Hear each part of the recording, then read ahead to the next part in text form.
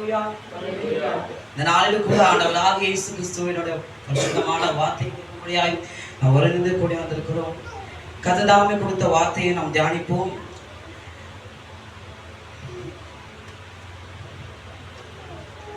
லூக்கா எழுதின சுவிசேஷம் 23ஆம் அதிகாரம் 46ஆம் வசனம் சொல்லுகிறது. யாராவது வாசிங்க.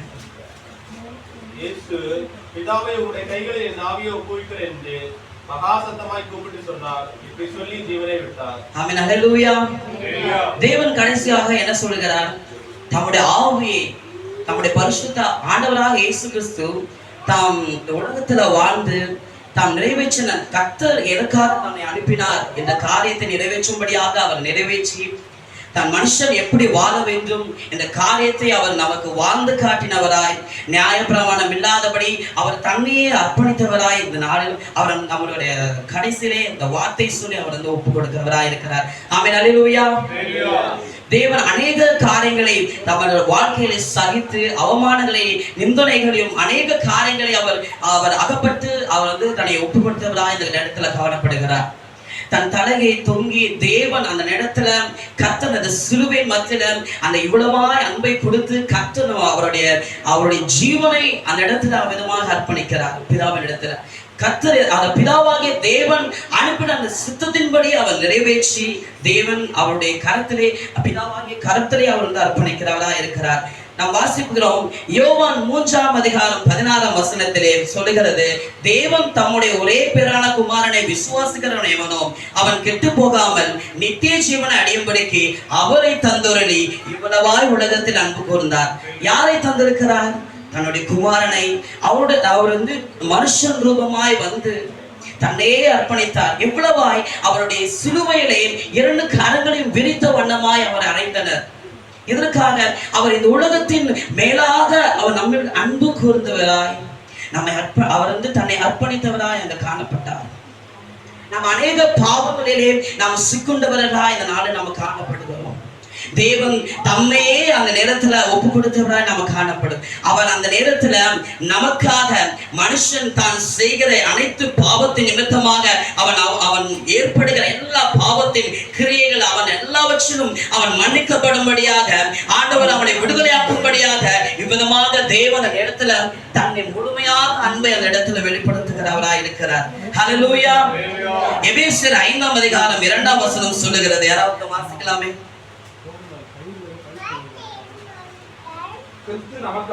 கிறிஸ்து நமக்காக நம்மை தேவனுக்கு சுகந்த வாசனையாக காணிக்கையாகவும் ஆமென் பலியாகவும் ஆமென் ஒப்பு கொடுத்து நம்மில் அன்பு கூர்ந்தது போல நீங்களும் அன்பில் நடந்து கொள்ளுங்கள். ஆமென். அல்லேலூயா.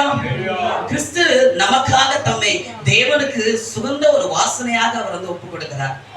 ஹல்லேலூயா. அவர் அந்த ஒப்பு கொடுத்தது அன்பின் அவர் அன்பு கூர்தலை அந்த இடத்துல அவர் காண்பிக்கிறார். நான் உங்கள் மீது இவ்வளவாய் அன்பாய் இருக்கிறேன் அவர் சொல்லுகிறார். அவ்வளவாக தேவன் அவர் சுகந்த வாசனையாக காணிக்கையாகவும் ஒரு பலியாகவும் ஒப்பு கொடுத்து நம்ம அன்பு கூர்ந்தது போல நீங்களும் அன்பில் நடந்து கொள்ளுங்கள் என்று தேவன் ஆவியானவர் சொல்லுகிறார். அவர் எப்படி நம்ம எடுத்து அன்பு கூர்ந்தார்? அவர் இவ்வளவா இந்த சிலுவையின் மெத்திலே அவர் நம்முடைய பாடுகளை ஏற்றுக்கொண்டு நம்முடைய துக்கங்களை சுமந்தவரா இந்த இடத்துல காணப்பட்டார். அவ்வளவாக அவர் நம்ம மேல் காட்டின அன்பை நாமும் அவரிடத்திலும் பிறரிடத்திலும் காண்பதற்காக அவர் 2 வாக்குகளை அவர் வந்து 2ஆக அந்த 10 அந்த கட்டைகளை 2 கட்டைகளாக மாற்றினார். உங்களிடத்தில் நீங்க அன்பு செலுத்துவது போல பிறரிடத்தில் என்ன பண்ணும்? அன்பு செலுத்துவர்களா இருக்கணும். முழு இருதயத்தோடும் முழு ஆத்மாவோடும் முழு பலத்தோடும் தேவனிடத்தில் அன்பு கூறுகளாக நம்ம காணப்படணும். திரு விஷயத்துல நம்ம கரெக்டாக இருக்கணும். அவர் அவிதமாக சொல்லுகிறார், நம்முடைய உலகத்துல அநேக காரியங்களை நாம் அன்பிலே மயங்கினவர்களாக அநேக காரியங்களை குறித்து நாம் அன்பிலே அந்த உலக அன்பில் நாம் சுற்றுண்டவர்களாக நாம் இருக்கிறோம். ஆனா தேவன் என்ன சொல்லுகிறார்? அவருடைய அன்பில் நிலைத்திருப்பவர்களாக இருக்க வேண்டும். அதாவது கலத்தியர் 2:20 சொல்லுகிறது, கிறிஸ்துவனுடைய சிலுவையில் அறையப்பட்டேன். தேவனுடைய நம்ம வந்து சிலுவையில் அறையப்படும். அவர் தன்னையே அந்த இடத்துல ஒப்பு கொடுக்கிற அந்த ஜீவ பலியாக ஒப்பு கொடுக்கும் போது அந்த நேரத்தில் நாமும் அதை நினைத்தவர்களாக நாமும் சிலுவையில் அறைந்தவர்களாக நாம் இருக்கிறோம். அவிதமாக தேவன் அந்த வசனத்தை தொடர்ந்து வாசிப்போம். கிறிஸ்துவனுடைய சிலுவையில் அறையப்பட்டேன், ஆயினும் பிழைத்திருக்கிறேன். இனி நான் அல்ல, கிறிஸ்துவே எனக்குள் பிழைத்திருக்கிறார். ஆமென், அல்லேலூயா. நாம் நம்மளை முழுமையாக அர்ப்பணிக்கணும். அவருடைய சமூகத்துல நம்மளை முழுமையாக தாழ்த்தணும். அவர் எப்படி பிதாவின் கரத்தில் அந்த கடைசி நேரத்தில் ஒப்பு கொடுத்தாரோ, அதே போல நாமும் அவருடைய சமூகத்துல நம்முடைய ஆவி, ஆத்மா, சரீரத்தை நம்முடைய மூன்றையும் தேவனுடைய கரத்திலே அர்ப்பணிக்கிறவர்களாக நாம் இருக்கணும். கர்த்தர் அபிதமாக சொல்லுகிறார், நான் அல்ல, எனக்குள்ளே கிறிஸ்து வாழ்கிறார். அந்த நிச்சயத்தில் அந்த ஒரு ஓட்டத்தில் நம்ம ஓடணும். ஆவியானவர் எனக்குள்ளாக செயல்படணும், ஆவியார் எனக்குள்ளாக வாழணும், ஆவியார் ஒருவர் மாத்திரம் எனக்குள்ளாக செயல்படணும் என்று அந்த ஒரு விருப்பம், அந்த ஒரு காரியமே நம்ம கூட ஓடணும். உலகத்தை குறித்து, உலகத்தின் மாம்சத்தின் கிரியைகளை குறித்து நம்ம அநேக காரியங்கள் இடைப்படுகிறோம் இந்த உலகத்துல. ஆனால் அவைகளில் அல்ல, தேவனுக்கு ஏற்ற அன்பின் காரியங்களை நாம் நிறைவேற்றும்படியா இருக்கணும். ஆமென், அல்லேலூயா. ரோமர் எழுதின நிருபம் 8ஆம் அதிகாரம் 36ஆம் வசனம் எடுத்து வாசிப்போம். கிறிஸ்துவின் அன்பை விட்டு நம்மை பிரிப்பவன் யார்? உபத்திரவமோ, வியாகுலமோ, துன்பமோ, பசியோ, நிர்வாணமோ, நாத்து மோசமோ, பட்டயமோ, இவை எல்லாவற்றிலையும் நாம் நம்மில் அன்பு கூறுகிறாரே முற்றும் தேவன் கொள்ளுகளாய் இருக்கிறோம். தேவன் சொல்லுகிறார், கிறிஸ்துவின் அன்பை விட்டு பிரிப்பவன் யார்?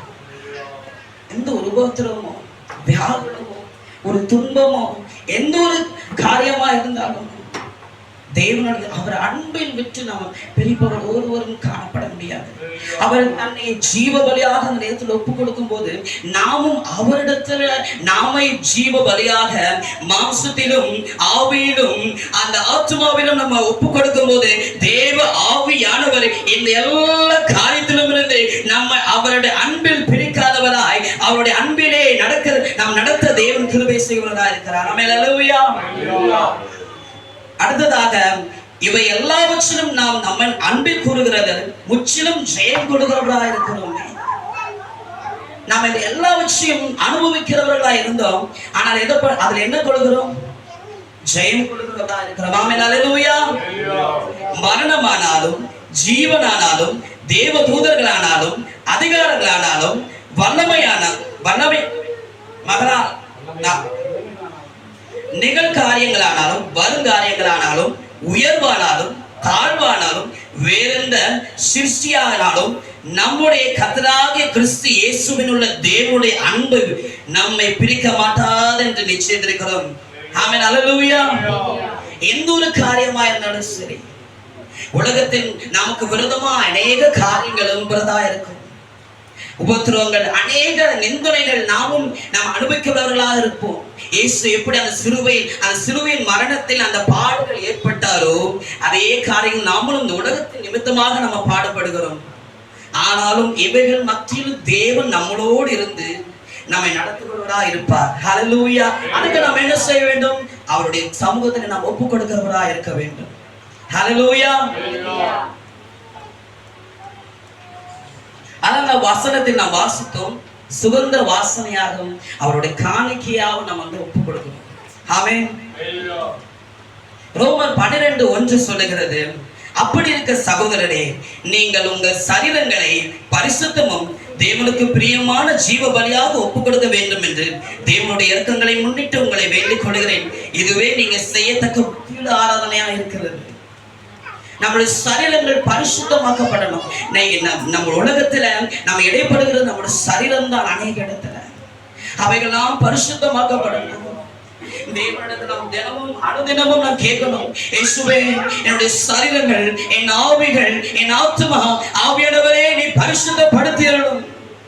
நம்முடைய ஜெபத்தில் அது முக்கியத்துவமா இருக்கணும்.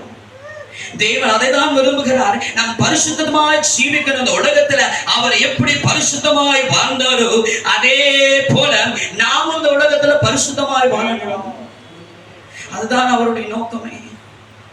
நாம அப்படிதான் ஜீவிக்கணும். கர்த்தருக்கு அற்புதமா கேட்போம், இயேசுவே, ஒரு விஷய கண்களை மூடி, தேவனே, எங்களை அவ்விதமாக ஒப்பு கொடுக்கிற ஆண்டவரே, ஆவியானவரே, உம்முடைய கரத்திலே எங்களை அர்ப்பணிக்கிறோம். ஒரு உகந்த அப்பா சுகந்த வாசனையாக, ஒரு உகந்த பலியாக, ஒரு காணிக்கையாக தேவனே உம்முடைய கரத்துல எங்களை அர்ப்பணிக்கிறோம் அப்பா. நீர் எப்படி பிதாவான உம்முடைய அப்பா பிதாவினிடத்தில் உம்முடைய அவருடைய கரங்களில் உம்முடைய அப்பா உண்மையே ஜீவ பலியாக ஒப்பு கொடுத்தீரே அப்பா, இந்த நேரத்திலும் உம்முடைய கரத்திலே எங்களை நாங்கள் ஜீவ பலியாக ஒப்பு கொடுக்கிறோம் ஆண்டவரே. அப்பா, எங்கள் ஆவி, எங்கள் ஆத்மா, எங்கள் சரீரத்தை தேவன் ஒருவரே ஆளுகை செய்யும் அப்பா. ஆவியானவர் விதமாக எங்களை வணைந்து கொள்ளுவீர்கள். ஒரே ஒரு சந்தத்தை பாடும். உகந்த காணிக்கையா ஒப்பு கொடுத்தேனையா, சுகந்த வாசனையா நுகர்ந்து மகிழுமையா, உகந்த காணிக்கையா ஒப்பு கொடுத்தேனையா, சுகந்த வாசனையா நுகர்ந்து மகிழுமையா. எங்களை அவிதமாக எங்களை அர்ப்பணிக்கிறோம். எங்களை முழு மனதோடு அப்பா எங்கள் இருதயத்தின் ஆழத்துல நாங்கள் செபிக்கிறோம் ஆண்டவரே. நாங்கள் முழு இருதயத்தோடு நாங்கள் செபிக்கிறோம் ஆண்டவரே. உடைய சமூகத்தில் இந்த ஜபத்தை ஏறெடுக்கிறோம்ப்பா. எங்களை முழு மனதோடு அப்பா நாங்கள் எங்களை ஒப்பு கொடுக்கிற ஆண்டவரே. இவ்விதமாக 7 வார்த்தைகளை சொல்லி தேவன் எங்களை அப்பா தேவன் எங்களோடு இடைப்பட்டது அப்பா. நமக்கு ஸ்தோத்திரம். அவ்விதமாக கடைசி நேரத்திலும் அப்பா உடைய ஆவியை ஒப்பு கொடுத்த வேண்டுமா நீர் எங்களோடு இடைப்பட்டீர் ஆண்டவரே. அவ்விதமாக எங்களை ஒப்பு கொடுத்திருக்கிறோம் அப்பா. எங்கள் ஆவி ஆத்மா சரீரத்தை கர்த்தர் ஒருவர் மாத்திரம் இருந்து தேவ ஆவியானவர் பரிசுத்தத்திலே நித்தமுமாய் எங்களை நடத்துவீராக இயேசுவின் நாமத்தில் ஆண்டவரே. தேவ ஆவியானவர் விதமாக எங்களை பொறுப்படுத்திக் கொள்ள போகிற நன்மைக்காக உமக்கு நன்றி செலுத்துகிறோம் அப்பா. எங்களை முழு மனதோடு ஒப்பு கொடுக்கிறோம் இயேசுவின் நாமத்தில் பிதாவே, ஆமென். கர்த்தர் தாமே வார்த்தை ஆசீர்வதிப்பாராக. ஆமென். ஹல்லேலூயா. கர்த்தர்